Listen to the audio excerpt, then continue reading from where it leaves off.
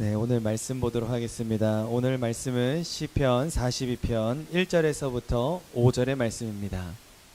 시편 42편 1절에서부터 5절의 말씀.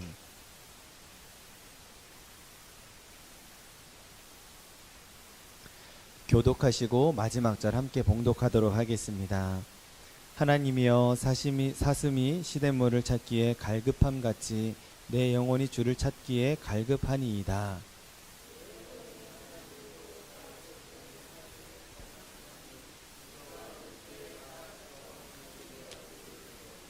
사람들이 종일 내게 하는 말이 내 하나님이 어디 있느냐 하오니 내 눈물이 주야로 내 음식이 되었도다.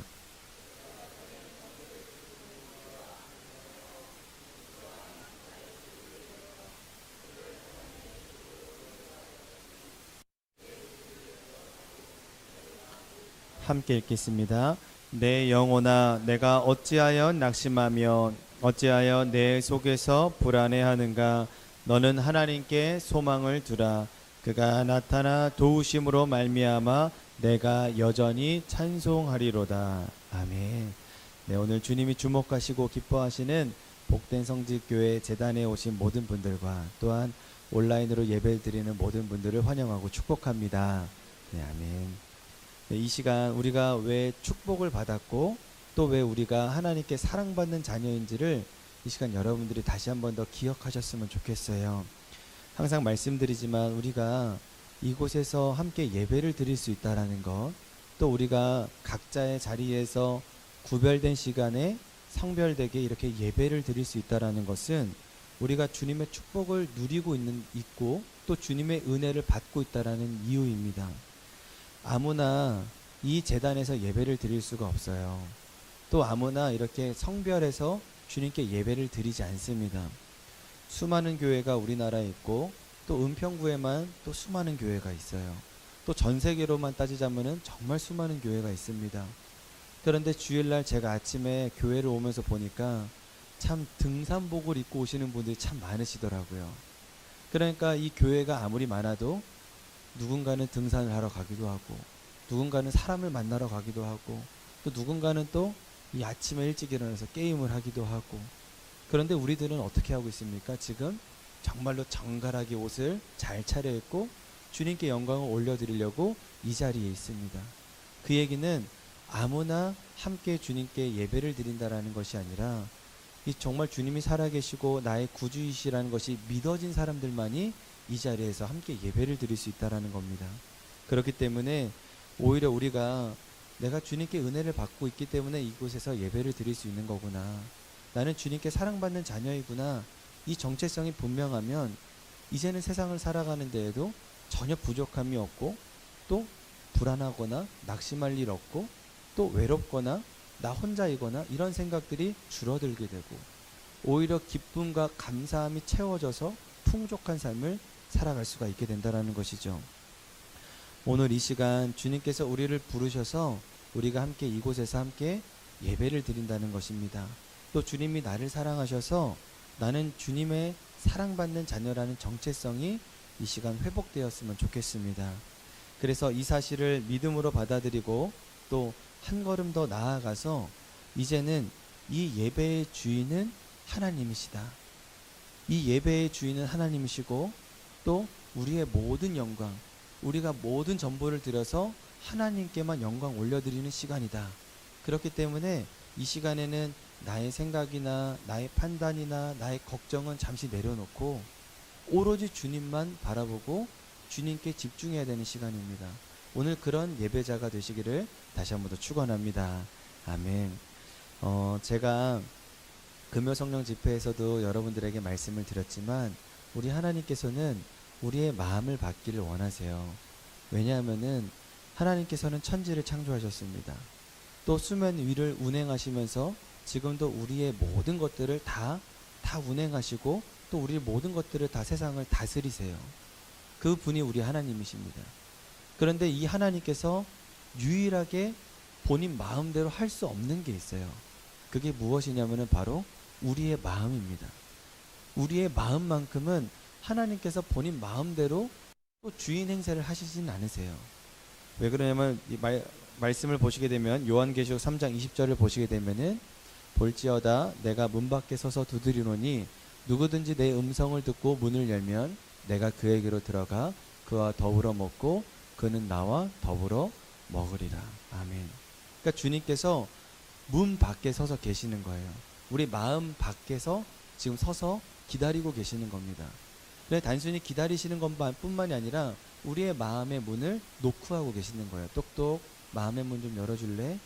근데 만약에 우리가 마음의 문을 열지 않으면 그러면은 우리는 주님과 함께 교제하며 살아갈 수가 없게 되는 것이죠. 이것만큼은 주님께서 본인의 뜻대로 하지 않고 우리에게 그 자유의지를 주신 겁니다. 그렇기 때문에 우리가 이 자유의지를 가지고 마음 문을 여는 거예요. 주님을 영접하는 겁니다. 이것만큼만은 우리에게 허락을 하신 거죠. 그래서 우리가 마음 문을 열고 주님께 예배를 드릴 때, 그럴 때 주님이 이 예배를 기뻐 받으시는 겁니다. 오늘 주님이 기뻐하시는 예배자가 되시기를 다시 한 번 더 축원합니다. 아멘. 시편 42편의 말씀을 우리가 요 한 달 좀 넘게 이렇게 말씀을 좀 나누고 있어요. 2025년도에 우리가 이 말씀을 붙들고 살아가고 또 이 말씀의 주인공이 되어야 되기 때문에 제가 이 말씀을 가지고 계속해서 되풀이하면서 여러분들에게 말씀을 드리고 있습니다. 이 시편 42편의 배경이 되는 말씀을 여러분들에게 한번 설명을 드린 적이 있어요. 우리 교우들은 다 기억하시겠지만 혹시라도 또 모르시는 분들, 또 기억이 안 나시는 분들을 위해서 제가 다시 한 번 더 말씀을 드리자면, 이 시편은 총 150편입니다. 총 150편인데 이거는 총 5권의 책을 하나로 모은 거예요. 근데 두 번째 책이 바로 시편 42편에서부터 시작이 됩니다. 한마디로 시편 42편이 시편의 두 번째 책인데, 이 시편 42편을 설명하는 내용이 성경책을 보시는 분들은 그 위에 나와 있어요. 뭐라고 나와 있냐면은 고라 자손의 맞슬길, 한마디로 고라 자손의 교훈, 인도자를 따라 부르는 노래, 이렇게 기록되어 있어요. 근데 이 주석을 찾아보면은 뭐라고 기록되어 있냐면은 고라 자손이 한마디로 다윗이 쓴 시를 가지고 그 고라 자손들이 찬양을 불렀다, 이렇게 대부분 주석가들이, 신학자들이 이렇게 해석을 합니다. 그러니까 어떤 개념이냐면은, 예를 들면은 우리가 찬양을 흥얼거리잖아요. 근데 그게 우리가 다 그것을 작사 작곡했기 때문에 찬양을 부르는 게 아니라 그냥 그 찬양이 너무나도 좋으니까 그 찬양을 부르게 된다라는 것이죠. 한마디로 다윗이 시를 적었고 이것을 운율에 맞춰서 고라 자손들이 따라 불렀다, 이렇게 해석을 하면은 좀 좋을 것 같습니다. 그런데 이 시편이 정말로 놀라운 게, 요즘에 이제 저희가 새벽 기도 때마다 날마다 시편 강해를 하고 있는데 이 시편이 참 놀라운 게 있어요. 말씀을 읽다 보면은 야, 정말 대단하다, 어떻게 이런 고백을 할 수 있지? 라고 이렇게 시편을 보면서 이렇게 깜짝 놀랄 때가 있습니다. 그런데 그런 시편의 말씀들을 보게 되면은, 또 그런 과정들이나 그런 배경을 보게 되면은 10중 8구 거의 전부가 다 고난 가운데 쓰여진 시들이에요. 우리가 너무나도 잘 알고 있는 시편 23편의 시도 여호와는 나의 목자시니 내게 부족함이 없으리로다, 부족함이 없으리로다. 근데 사실 이 시편도 굉장히 어려운 고난 가운데 썼던 시라는 사실입니다. 근데 어려운 고난 가운데 여호와는 나의 목자시니 내게 부족함이 없으리로다, 어떻게 이런 고백을 할 수 있지? 이런 마음이 들 때가 너무나도 많아요. 근데 이 시편 40편도 그런 시입니다. 다윗이 썼다라는 시라고 가정을 한다면 많은 신학자들이 그 자신의 아들 압살롬에 의하여서 반역을 당했을 때, 그때 이제 다윗이 하나님께 예배를 드리고 싶은데 그 쫓겨가고 있는 상황이잖아요. 근데 예루살렘에서 쫓겨나가고 있고 그 시온성에서 하나님께 예배를 드리고 싶은데 그 시온성에서 예배를 못 드리니까, 그래서 지어진 시가 이 시편 42편이라는 겁니다. 이 시편 42편이 얼마나 은혜가 있는지 몰라요. 정말 여기 안에는 영적인 의미들이 너무나도 담겨져 있습니다. 그러니까 제가 이 5주에 걸쳐서 또 다음 주에 걸쳐서 또 이제 이 시편 42편을 가지고 말씀을 또 나누는 것 아니겠습니까? 그러니까 한번 댁에 돌아가셔서 한번 찬찬히 한번 읽어보시고 묵상해보시고, 또 시간이 되시는 분들은 한번 필사도 한번 해보세요. 그러면 정말로 주님께서 부어주시는 은혜가 또 다릅니다. 이 시편 42편을 통해서 회복의 역사가 일어나게 되고 치유의 역사가 일어나게 되고 또 다시 이스라엘 백성들이 하나님 앞에 나와 축복의 자리로 서게 되는데 그 역사가 우리에게도 이루어질 줄로 믿습니다. 그러려면 우리가 어떻게 이 축복의 말씀 가운데 어떻게 적용하고 순종해야 되는지를 우리가 이 말씀 가운데서 찾기를 바라요. 가장 먼저는 주님을 갈망해야 됩니다. 다 한번 따라해 보실까요? 주님을 갈망합시다. 다시 한번 더 믿음으로 고백합시다. 주님을 갈망합시다. 아멘. 우리 1절과 2절 말씀 다 같이 한번 봉독하도록 하겠습니다. 시작. 하나님이여 사슴이 시냇물을 찾기에 갈급함같이 내 영혼이 주를 찾기에 갈급하니이다. 내 영혼이 하나님 곧 살아계시는 하나님을 갈망하나니 내가 어느 때에 나아가서 하나님의 얼굴을 배울까. 아멘. 네, 시편 42편의 배경은 아까도 말씀드렸다시피 이 다윗이 자신의 아들 압살롬에 의해서 반역을 당해서 도망가고 있을 때, 피난을 갈 때, 그때 자신이 너무나도 시온성에서 하나님께 예배를 드리고 싶은데 그러지 못하니까 너무나도 안타까운 마음에 쓴 시가 이 시편 42편입니다. 그런데 이 가운데에 회복이 되어지는 과정을 보게 되면은 첫 번째가 뭐냐면은 갈망함이에요. 갈급함입니다. 이 갈망함과 갈급함을 통하여서 하나님의 회복의 역사가 일어나더라, 이 말씀입니다. 이 갈급함, 이 갈망함을 어떻게 이 다윗은 표현을 했냐면은 사슴이 시냇물을 찾듯이. 그런데 이 사슴이 어떻게 갈급하게 이 시냇물을 찾는다는 거예요. 이게 단순히 우리가 밤에 잠을 자다가 목이 탄다, 목이 너무나도 마르다 하면서 물을 그냥 정수기에 가서 아니면 혹은 냉장고에 가서 벌컥벌컥 물을 마시는 그런 정도가 아닙니다. 정말 몇 날 며칠 동안 정말 물을 찾아 헤매는데도 물이 없고, 그러다가 정말로 그 끝에 시냇물을 찾게 돼서 그 사슴이 벌컥벌컥 물을 마시는 것과 이런 표현이에요. 근데 한번 상상을 해보세요. 정말 우리도 몇 날 며칠 동안 행군을 하다가 물을 못 마셨어요. 그러다가 갑자기 물을 줍니다. 물을 찾았어요. 그럼 우리가 뭐라고 고백을 할까요? 와, 물이다, 이렇게 하실 것 같아요. 제가 한번 계속 감정이입을 해보니까 이럴 것 같아요. 와, 살았다. 이런 마음으로 제가 이렇게 묵상이 되더라고요. 그러니까 사슴이 시냇물을 찾듯이 갈급하다, 이 표현은 뭐냐면은 살았다. 내가 정말 이 물을 마실 수 있음으로 말미암아 내가 살았다. 그러니까 이건 그냥 물이 아니라 생명수라는 거예요. 생명수. 그러니까 마찬가지로 주님을 향한 이 갈망함, 갈급함, 이것은 무엇이냐면은 내가 살았다. 내가 주님을 찾고자 하는 것은 내가 살고 싶습니다. 내가 너무나도 주님을 만나서 주님을 만나 뵙고 싶습니다. 내 영혼이 죽게 생겼습니다. 지금 그 고백을 지금 다윗이 하고 있는 거예요. 우리가 예배를 드릴 때요, 오늘 예배를 드릴 때 딱 이제 11시부터 12시 정도까지 예배를 드립니다. 그리고 또 식사를 하고 그 다음에 우리가 속회를 합니다. 근데 우리가 예배를 어찌 보면은 좀, 우리 교회는 그런 사람들은 없어요. 우리 교회는 그런 성도님들은 안 계세요. 제가 보니까. 그런데 간혹 예배를 해치웠다라고 생각하시는 분들도 간혹 계세요. 근데 그러다 보니까 그냥 단순히 교회에 오고 이 1시간 예배를 딱 드리고 그냥 가시는 거죠. 그런데 하나님이 나에게 어떤 말씀을 주실까? 하나님이 어떻게 나에게 오늘은 생명의 말씀을 허락하실까? 어떻게 나에게 또 역사하실까? 이렇게 시냇물을 찾는 그 사슴과 같은 마음으로, 주님을 갈급한 마음으로, 갈망하는 마음으로 만약에 이 예배에 참석을 했다면, 그러면 우리가 예배 전에 함께 기도도 하고 또 찬양도 부르고 또 대표 기도도 할 때 그 기도의 내용들이 너무나도 나의 고백과 같이 주님 감사합니다, 주님 맞습니다, 아멘입니다, 이런 고백이 되어졌을 거예요. 또 우리 다윗 찬양단이 찬양을 할 때 오늘 저도 너무나도 은혜를 받았던 게 갈 길을 밝히 보여주신다는 거예요. 여러분, 제가 담임 목회를 하면서 얼마나 모르겠어요. 처음 하는 건데.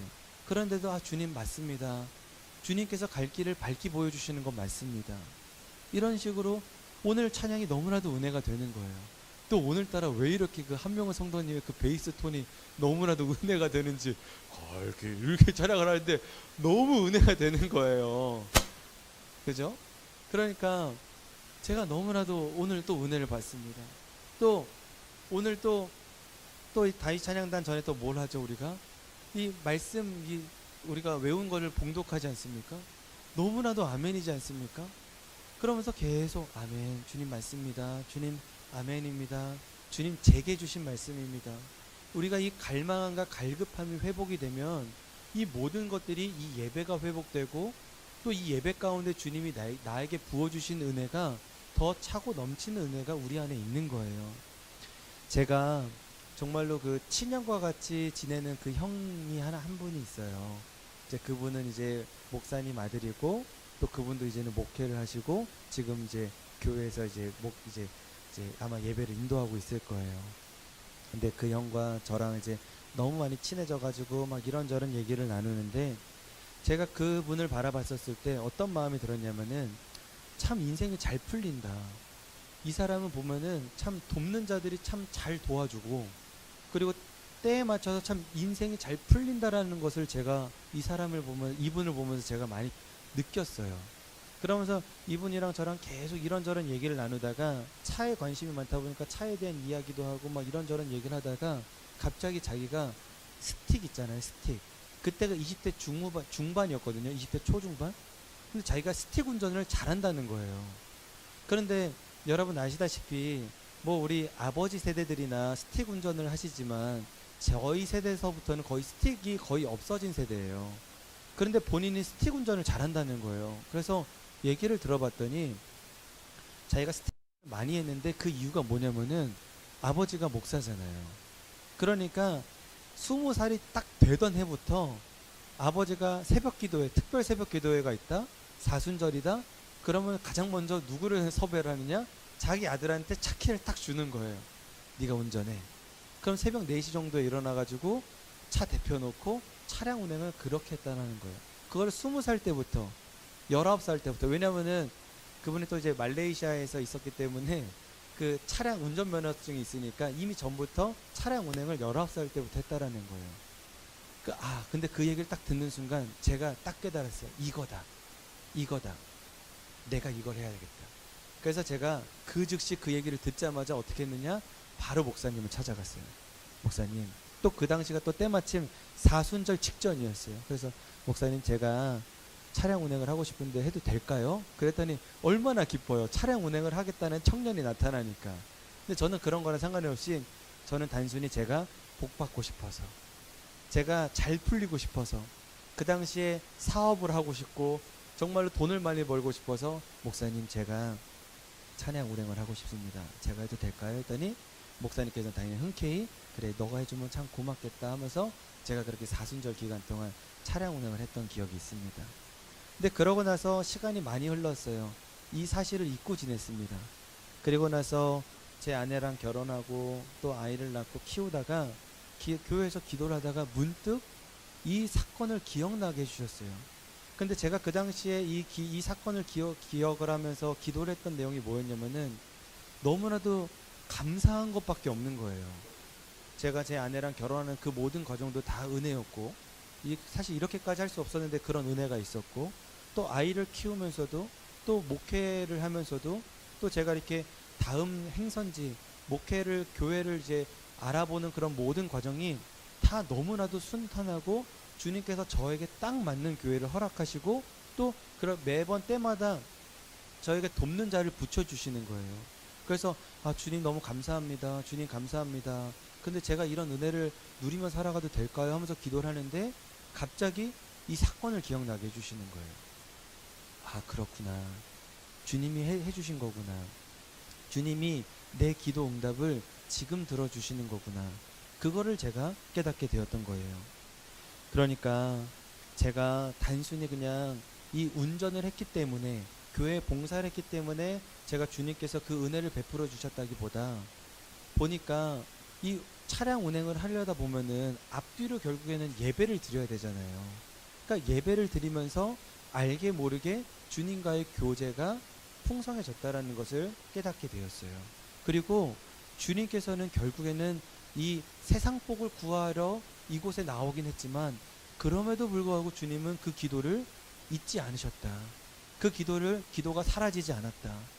심지어 기도한 이 당사자도 잊고 있었는데 하나님만큼은 잊지 않고 계셨다라는 것을 깨닫게 되었습니다.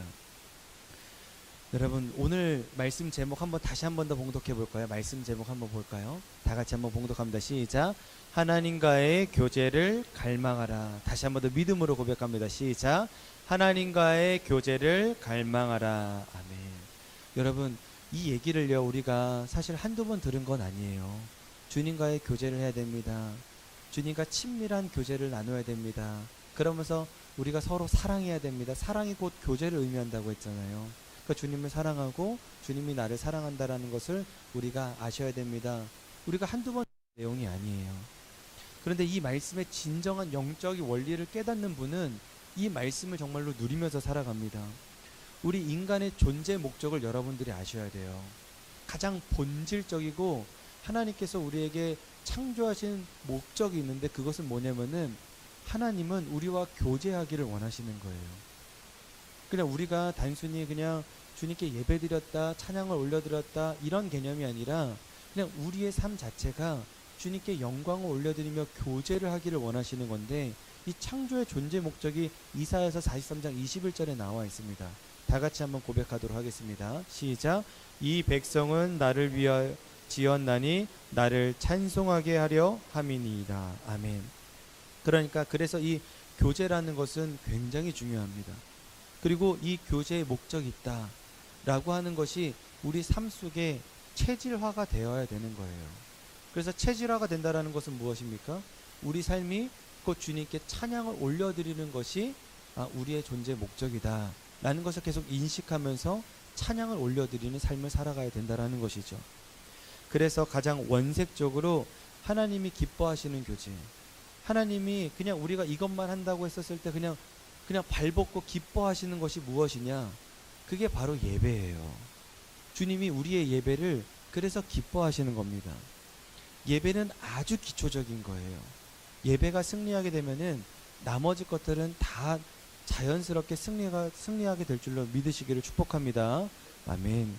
이렇게 하나님과의 교제를 갈망하는 삶을 우리의 삶이 이 예배자의 삶으로, 그래서 촘촘히 그리고 소복소복 주님을 갈망하게 만드세요. 주님을 바라보게 하신다는 거죠. 그래서 월요일에도 삶의 예배자로, 화요일에도 삶의 예배자로, 수요일에도 삶의 예배자로, 목요일도, 금요일도, 토요일도, 또 주일날 예배가 다 마무리되기, 주일날 예배를 오기 전에도, 주일날 예배가 다 마치고 나서도 다 이 삶의 예배자로서 우리가 살아가기를 주님은 원하신다라는 것입니다. 그렇게 되면 하나님을 향한 갈망함이 더 깊어지고 더 깊어지고, 또 이따가 얘기하겠지만 이렇게 주님의 갈망함이 깊어지고 주님과의 교제가 깊어지게 되면은, 그러면은 영적인 세계가 열려지게 되고 보여지게 되고 들려지게 되고 깨달아지게 되고, 그러면서 주님의 은혜를 우리가 다 누리면서 살아갈 수가 있게 되는 겁니다. 저는 여러분들이 정말로 이 은혜를 누리면서 살아가시기를 진심으로 축복합니다. 아멘. 이 은혜를 누리면서 살아갈 수 있는 가장 구체적인 방법은 무엇인가를 요새 정말 많이 고민하고 살아가고 있어요. 여러분들도 이 사실을 모르는 건 아닙니다. 정말로 주님이 나와 함께 계시고 주님과 함께 계시면서 주님을 따라가면은 내가 젖과 꿀이 흐르는 땅을 누리면서 살아갈 수 있다는 것을 여러분들이 모르시는 건 아닙니다. 그런데 이제부터는 우리가 무엇을 노력하며 살아가야 되냐면은 이것을 우리의 삶의 체질화로 만들어야 돼요. 구체적으로 우리가 어떻게 살아가야 되는지에 대해서 우리가 좀 이것을 좀 함께 한마음 한뜻으로 이제는 순종하며 나아가야 될 때입니다. 그 구체적인 방법을 제가 차근차근 알려드릴 건데, 그 방법은 뭐냐면은 정말 간단합니다. 따라해 보실까요? 임마누엘 하나님을 기억하는 겁니다. 시작. 자, 임마누엘 하나님을 기억하는 것입니다. 아멘. 여러분, 뭔가를 제가 하라고 한 건 그냥 기억만 하면 되는 거예요. 그냥 인지만 하면 되는 겁니다. 그것이 무엇이냐면은 임마누엘, 하나님을 우리가 깨닫는 거예요. 임마누엘이란 뭐죠? 하나님이 우리와 함께 계시다. 우리와 함께 계시는 것을 우리가 자꾸만 인식하는 거예요. 인정하는 겁니다. 여러분, 제가 예전에도 한번 말씀드린 적이 있지만, 청소년, 청년들이 어디까지 자신이 좋아하는 연인과 어떻게까지 스킨십을 해야 되는가, 그런 것들에 대해서 이 청년들은 정말로 그런 것들이 너무나도 고민거리예요. 왜냐하면 그 주변 사람들은, 주변 친구들은 정말로 그냥 그런 벽이나 허물이 없이, 그런 경계 없이 다 할 거 다 하고 살아가거든요. 근데 그런 고민이 있는 청소년들에게 항상 제가 하는 얘기가 있어요. 내가 너 눈앞에 있다고 생각을 해. 그럼 거기까지만 할 수 있는 거야. 너네가 할 수 있는 스킨십은 내가 너네 눈앞에 있다고 생각하고 그럼 할 수 있는 거야. 어디까지겠니? 그럼 손밖에 못 잡잖아요. 맞아. 그럼 거기까지야. 그런 거예요. 여러분, 우리가 주님이 나와 함께 계시다라고 생각이 든다면 우리의 삶은 그러면은 다 바뀌어질 수 있는 거예요. 우리가 주님이 앞에 계시는데 우리가 좀 상스러운 욕을 할 수 있겠습니까? 주님이 우리 눈앞에 계시는데 우리가 거짓말할 수 있겠습니까? 주님이 눈앞에 우리 앞에 계시는데 우리가 어떻게 거짓말하고 누군가를 미워하고 누군가를 어떻게 사랑하지 않을 수가 있겠어요? 주님이 나를 위하여서 십자가에 달려 죽으셨는데 어떻게 내가 내 욕심 때문에, 내 생각과 내 판단 때문에 이 사람을 어떻게 사랑하지 않을 수 있겠냐, 이 말이에요. 우리가 임마누엘의 하나님, 나와 항상 함께 계시는 하나님이 인식이 되고 또 생각하며 살아가게 되면 우리의 삶은 다 뒤바뀌어질 수 있다라는 겁니다. 그래서 우리가 주님이 나와 함께 계시다라는 임마누엘 하나님이 우리가 인식이 되면 우리의 삶은 다 예배자의 삶으로 살아갈 수가 있는 거예요.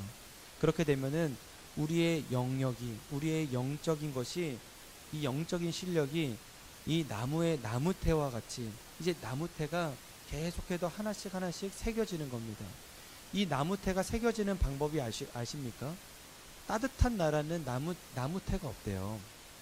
그런데 추운 나라, 따뜻한 나라, 이런 계절의 변화가 극심한 곳에서는 나무태가 선명하게 있다라고 해요. 그것은 무엇이냐면은 고난이 있어야지만 나무태가 형성이 되는 거예요. 그런 것처럼 우리가 우리 삶 가운데 자꾸만 주님을 바라보게 되고 우리의 삶이 어떠한 환경이나 여건에서도 주님을 바라보게 될 때 이 영적인 나이테가 우리가 한 겹 이렇게 쌓이게 되는 겁니다. 그렇게 되면은 이게 단단해지고 또 튼튼해지고 이 영역이 점점 더 넓혀지게 되는 거예요. 그러면 그 나무에는 새들도 살아가게 되는 것이고 또 그 나무를 통하여서 그 땅의 수분도 충족하게 되는 것이고 다 이렇게 우리가 다 살아낼 수 있게 되는 것이죠. 이런 기본 실력은요, 이런 기본적인 실력은 여러분 가장 기초적인 건데 인내에서부터 시작이 됩니다. 그냥 정말 그 인내에서부터 기초 실력이 늘어나게 되어 있어요. 그래서 가장 먼저는 다른 비결을 우리가 구하는 것보다 이런 예배의 자리를 사모하는 것, 이 예배 자리에서 함께 예배드리고 기도하고 찬양하는 거기서부터 우리의 영적인 실력이 늘어나게 되는 겁니다. 그래서 예전에는 예배를 해치운다 그런 표현이었다면 이제는 우리가 이 예배를 갈망하고 갈급하고 주님이 나에게 생명을 허락하시는 거구나, 오늘 나에게 말씀해 주시는 거구나, 오늘 이 찬양은 나를 위해 주님이 나를 이렇게 들려주시고 내가 고백하게끔 하시는 거구나, 이런 것들이 회복되어지는 겁니다. 그렇게 주님을 갈망하며 하루하루 삶의 예배자가 이렇게 반복되어질 때 그때 하나님의 때가 열려질 때가 있어요.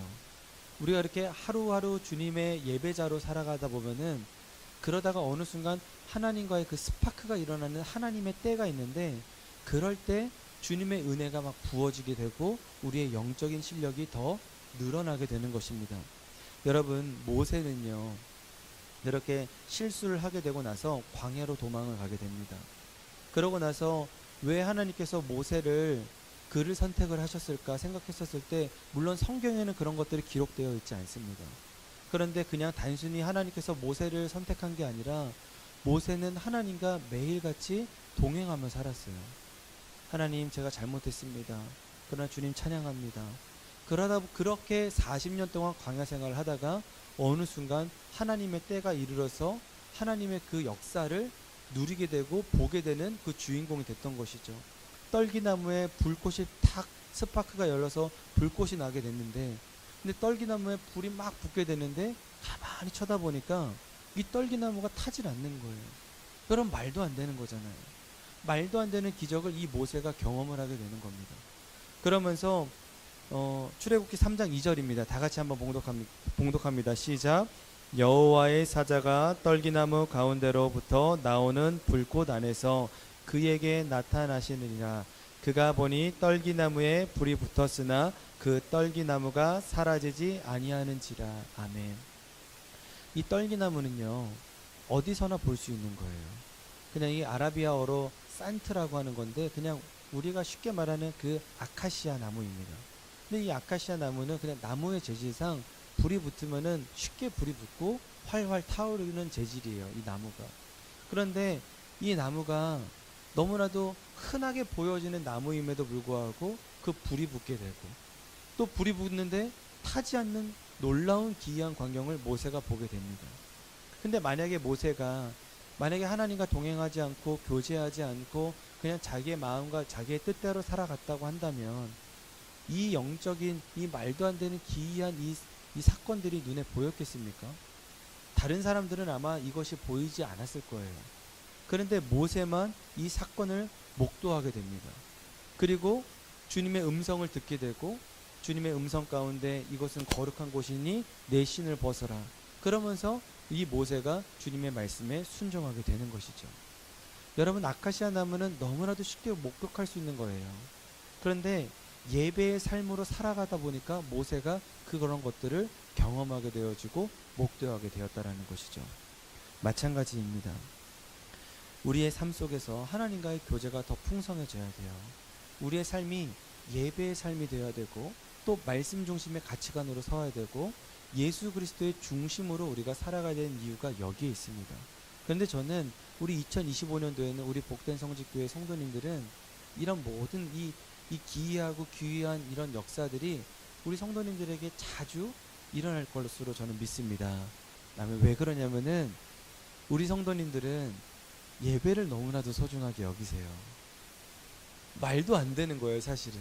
왜냐하면 수요 예배, 금요 예배, 주일 예배 어떻게 100%올 참석이에요.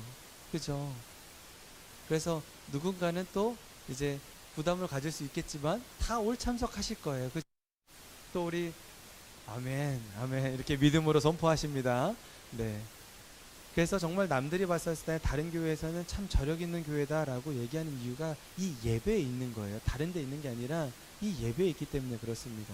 그래서 저는 2025년도가 너무나도 기대가 되고, 우리 성도님들 한 분 한 분이 얼마나 이런 주님의 기이한 것들을 경험하며 이 은혜의 주인공들이 될까, 저는 참 그렇게 기도하고 기대하고 있습니다. 여러분, 그래서 정말로 여러분들도 이 주님을 갈망하시기를 축복합니다. 주님을 갈망하고 갈급하면, 그런 마음으로 주님을 또 찾으면 주님은 그렇게 우리를 만나 주시고 그 은혜 위에 은혜를 베풀어 주세요. 또 그럴 때 우리가 한 가지 더, 이게 주님께서 은혜 위에 은혜를 베풀어 주실 때 우리가 한 가지 더 해야 될 게 있어요. 우리가 믿음으로 순종해야 될 것이 있습니다. 그것은 무엇이냐면은, 주님께서 우리에게 말씀을 하실 때, 또한 우리에게 그 하나님의 때를 우리에게 허락하실 때 우리에게 물고기 2마리와 떡 5개를 드릴 수 있는 그런 마음이 필요해요. 또 우리에게 당장 연회장에 포도주가 필요한 사실을 알매도 불구하고 주님께서 물을 떠오라 그러면은 우리는 물을 떠올 용기도 또한 필요합니다. 또 혈루병을 앓았던 그 여인이 그래도 저렇게 사람 많은데 내가 갈 수 있을까? 그럼에도 불구하고 죽을 용기를 가지고 그래도 한 걸음 더 나아가는 그런 순종의 마음도 또한 필요해요. 또 죽은 나사로가 살아날 거야. 저 돌을 한번 굴려봐라. 이 무덤, 그 유대인들의 무덤은 돌로 무덤을 막거든요. 근데 그 무덤을 막고 있는 돌을 굴려서 나사로가 살아나올 것이다 라는 그런 믿음이 필요합니다. 이런 것들은 우리가 해야 되는 것들이에요. 주님께서는 항상 우리에게 말씀해 주셨다면 우리는 믿음으로 항상 반응하는 존재들입니다. 이런 순종은 우리들에게 정말로 필요해요. 그렇게 되어질 때 주님께서 우리의 마음을 풍성하게 열어주시고 또한 주님의 은혜를, 하늘의 문을 열어서 우리가 쌓을 곳이 없을 정도로 우리에게 주님의 은혜를 우리에게 베풀어 주시는 하나님이십니다. 우리가 그것을 믿고 나아갈 때, 또 순종하며 나아갈 때 주님의 은혜가 풍성하게 부어지게 될 줄로 믿으시기를 축복합니다. 아멘. 말씀을 맺습니다. 목마른 사슴이 시냇물을 찾듯이 간절한 마음으로 우리 또한 주님을 찾기를 소원합니다. 주님이 진정한 우리의 생명이세요.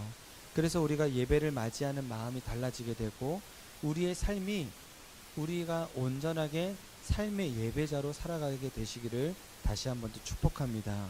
그렇게 되어질 때 주님께서는 우리에게 반드시 말씀해 주시고 응답해 주시며 또한 우리의 삶을 아주 섬세하게 이끌어 가신다라는 것을 여러분들이 다 경험하게 되실 것입니다. 가장 먼저는 마음의 문을 여는 겁니다. 그리고 임마누엘의 하나님을 우리가 인지하는 거예요. 아, 주님이 나와 함께 계시는 거구나. 주님이 지금 이 순간에도 지금 나에게 말씀하고 계시는 거구나. 나와 함께 걷고 계시는 거구나. 이것을 우리가 인지하는 거예요. 그리고 우리가 주님께서 우리에게 말씀해 주실 때 우리가 아주 작게나마 순종하는 겁니다. 한 걸음 한 걸음 주님을 믿고 담대하게 걸어 나가게 될 때 주님께서 반드시 2025년도 우리에게 풍성한 은혜 위에 은혜를 베풀어 주실 줄 믿습니다. 아멘. 우리 말씀을 기억하시면서 우리 함께 찬양 부르도록 하겠습니다.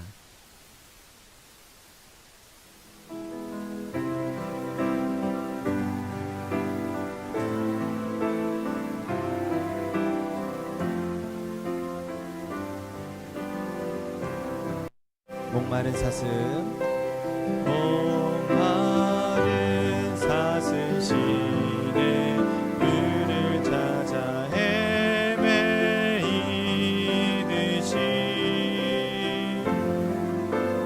내 영혼 주를 찾기에 갈급하나이다.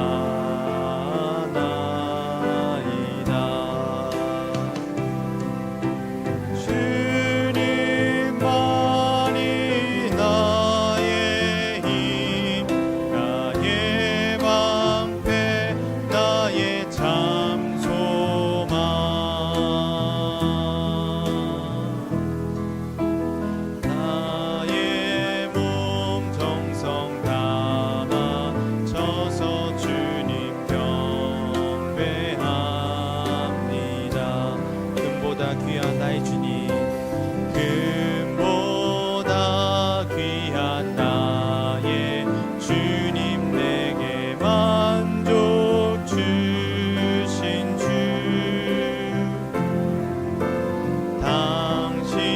당신만이 나의 기쁨 또한 나의 참 보배. 주님만이 나의 힘, 나의 방패, 나의 참 소망.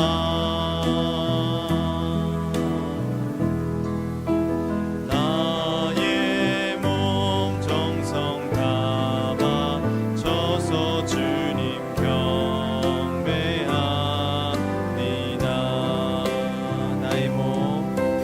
나의 몸 정성 담아 쳐서 주님 경배합니다. 주님 경배합니다. 주님 경배합니다. 주님 감사합니다. 오늘도 말씀하시고 깨닫게 해주시니 감사합니다. 우리가 이 자리에 목마른 사슴이 시냇물을 찾듯이 갈망하는 마음으로 이 자리에 왔사오니 우리의 마음을 아시고 채워주시옵소서. 온전히 주님을 갈망할 때 주님께서 우리에게 부어주시는 은혜를 누리며 살아가기를 소원합니다. 가장 먼저 우리의 마음이 열리고 주님이 내 안에 계시는 임마누엘의 하나님을 인식하며 살아갈 때 우리의 삶이 예배의 삶으로 변화받고 매일매일 주님과 동행하며 살아가는 것을 경험하며 살아감기를 소원할 때 주님께서 응답해 주시고 섬세하고 세밀하게 우리의 삶을 인도해 주실 줄 믿습니다. 주님과의 교제를 갈망하며 우리가 어디에 있든 누구와 있든 항상 주님을 바라보기를 소원하오니 갈망하며 주님을 찾는 자들에게 주님의 영광을 목도하는 은혜를 베풀어 주시옵소서. 특별히 우리 복된 성직교회 성도님들과 우리 복된 성직교회를 축복하오니 주님께 예배드림의 참 기쁨을 누릴 수 있도록 빛의 영성을 허락하여 주시옵소서. 감사합니다. 한 주 동안 주님과의 교제를 갈망하며 살아가는 저희들 되겠사오니 우리의 마음을 붙들어 주시옵소서. 이 모든 말씀 예수 그리스도의 이름으로 기도드렸습니다. 아멘.